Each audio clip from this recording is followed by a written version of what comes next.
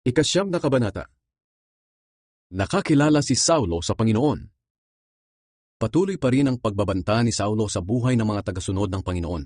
Pinuntahan pa niya ang punong pari at humingi ng mga sulat na ipapakita niya sa mga sambahan ng mga Hudyo sa Damascus bilang katibayan na binibigyan siya ng kapangyarihang hulihin at dalhin sa Jerusalem ang sino mang makikita niya roon na sumusunod sa pamamaraan ni Jesus, lalaki man ito o babae. Nang malapit na si Saulo sa lungsod ng Damascus, bigla siyang napalibutan ng nakakasilaw na liwanag mula sa langit. Natumbas siya at may narinig siyang tinig na nagsasabi, "Saulo, Saulo, bakit mo ako inuusig?" Sumagot si Saulo, "Sino po ba kayo?" Sinagot siya ng tinig, "Ako si Jesus na iyong inuusig. Tumayo ka at pumunta sa lungsod, at doon ay may magsasabi sa iyo kung ano ang dapat mong gawin." Hindi makapagsalita ang mga kasama ni Saulo. Nakatayo lang sila na natigilan. Nakarinig sila ng boses, pero wala silang nakita. Tumayo si Saulo, pero pagmulat niya ay hindi na siya makakita. Kaya inakay na lang siya ng mga kasama niya hanggang sa Damascus. 3 araw siyang hindi nakakita at hindi siya kumain o uminom. Doon sa Damascus ay may isang tagasunod ni Jesus na ang pangalan ay Ananias. Nagpakita sa kanya ang Panginoon sa isang pangitain at sinabi, "Ananias." Sumagot siya, "Panginoon, bakit po?" Sinabi ng Panginoon sa kanya, "Pumunta ka sa daan na tinatawag na Matuwid, at doon sa bahay ni Judas ay hanapin mo ang taong taga-Tarsus na ang pangalan ay Saulo. Nananalangin siya ngayon, at ipinakita ko sa kanya sa pamamagitan ng isang pangitain na pumasok ka sa kinaroroonan niya at pinatungan mo siya ng kamay para muling makakita." Pero sumagot si Ananias, "Panginoon, marami po akong nababalitaan tungkol sa taong iyon, na malupit siya sa inyong mga pinabanal sa Jerusalem. Narito siya ngayon sa Damascus at binigyan siya ng kapangyarihan ng mga namamahalang pari na hulihin ang lahat ng kumikilala sa iyo." Pero sinabi ng Panginoon kay Ananias, "Lumakad ka, dahil pinili ko siyang maglingkod sa akin, para ipakilala niya ako sa mga hindi Hudyo at sa kanilang mga hari at sa mga Israelita. At ipapakita ko rin sa kanya ang mga paghihirap na dapat niyang danasin para sa akin." Kaya pinuntahan ni Ananias si Saulo sa bahay na tinutuluyan nito. At pagpasok niya roon, ay ipinatong niya ang kanyang kamay kay Saulo. At sinabi niya, "Saulo, kapatid ko sa Panginoon, pinapunta ako rito ng Panginoong Jesus. Siya ang nagpakita sa iyo sa daan nang papunta ka rito. Inutusan niya ako rito para muli kang makakita at mapuspos ng banal na espiritu." Biglang may nahulog na parang mga kaliskis ng isda mula sa mga mata ni Saulo, at nakakita siyang muli. Pagkatapos tumayo siya at nagpabautismo. Kumain siya at muling lumakas. Nangaral si Saulo sa Damascus. Nanatili si Saulo ng ilang araw sa Damascus kasama ng mga tagasunod ni Jesus. Pumunta siya sa mga sambahan ng mga Hudyo at ipinangaral niyang si Jesus ang anak ng Diyos.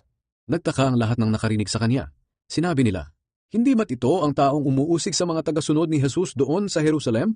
Hindi ba't naparito siya para hulihin ang mga kumikilala kay Jesus at dalhin sa mga namamahalang pari?" Lalong humusay ang kakayahan ni Saulo sa pangangaral, at hindi makasagot sa kanya ang mga Hudyo sa Damascus nang patunayan niyang si Jesus ang Kristo. Pagkalipas ng ilang araw, nagtipon ang mga Hudyo at nagplanong patayin si Saulo. Araw-gabi nilang inaabangan si Saulo sa mga pintuan ng lungsod upang patayin. Pero may nakapagsabi kay Saulo tungkol sa plano nila. Kaya isang gabi, isinakay siya ng mga tagasunod niya sa malaking kaing at ibinaba sa labas ng pader ng lungsod. Si Saulo sa Jerusalem. Pagdating ni Saulo sa Jerusalem, gusto niya sanang makisalamuha sa mga tagasunod ni Jesus. Pero takot sila sa kanya. Hindi sila naniniwala na siya'y tagasunod na rin ni Jesus. Pero isinama siya ni Bernabe at dinala sa mga apostol. Ikinuwento ni Bernabe sa kanila kung paano nakita ni Saulo ang Panginoong Jesus sa daan at kung ano ang sinabi nito sa kanya.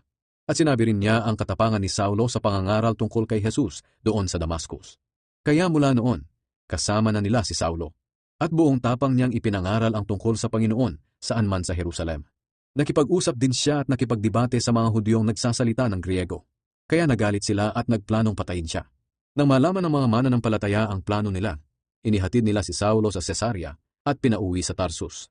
Pagkatapos noon, naging matiwasay ang pamumuhay ng iglesia sa buong Judea, sa Galilea at sa Samaria. Lalo pang lumakas ang kanilang pananampalataya at namuhay silang may takot sa Panginoon. Pinalalakas ng banal na espiritu ang kanilang loob, kaya lalo pa silang dumami. Si Pedro sa Lida at sa Joppa. Maraming lugar ang pinuntahan ni Pedro para dalawin ang mga pinabanalang Diyos. Pumunta rin siya sa Lida.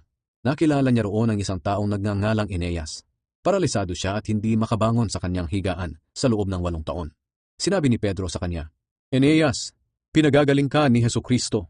Kaya bumangon ka at iligpit ang iyong higaan. Agad namang bumangon si Eneas. Nakita ng lahat ng naninirahan sa Lida at sa Sharon na gumaling na si Eneas. At sumampalataya rin sila sa Panginoon. Sa lungsod ng Joppa, may isang babaeng mananampalataya na ang pangalan ay Tabita. Sa Griego ang kanyang pangalan ay Dorcas. Marami siyang nagawang mabuti lalong-lalo na sa mga dukha. Nagkataon noon na nagkasakit ang babaeng ito at namatay. Nilinis nila ang kanyang bangkay at ibinurol sa isang kwarto sa itaas. Ang Joppa ay malapit lang sa Lida. Kaya nang mabalitaan ng mga tagasunod ni Jesus na si Pedro ay naroon sa Lida, inutusan nila ang 2 tao na pakiusapan si Pedro na pumunta agad sa Joppa. Pagdating ng 2 roon kay Pedro, agad namang sumama si Pedro sa kanila. Pagdating nila sa Joppa, dinala siya sa kwarto na pinagbuburulan ng patay. May mga byuda roon na umiiyak. Ipinakita nila kay Pedro ang mga damit na tinahi ni Dorcas noong nabubuhay pa siya. Pinalabas silang lahat ni Pedro sa kwarto. Lumuhod siya at nanalangin. Pagkatapos humarap siya sa bangkay at sinabi, "Tabita, bumangon ka." Dumilat si Tabita at pagkakita niya kay Pedro, naupo siya.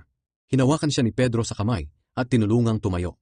Pagkatapos, tinawag ni Pedro ang mga byuda at ang iba pang mga mananampalataya roon at ipinakita sa kanila si Tabita na buhay na. Ang pangyayaring ito ay napabalita sa buong Joppa at marami ang sumampalataya sa Panginoong Hesus. Nanatili pa si Pedro ng mga ilang araw sa Joppa sa bahay ni Simon na mangungulti ng balat.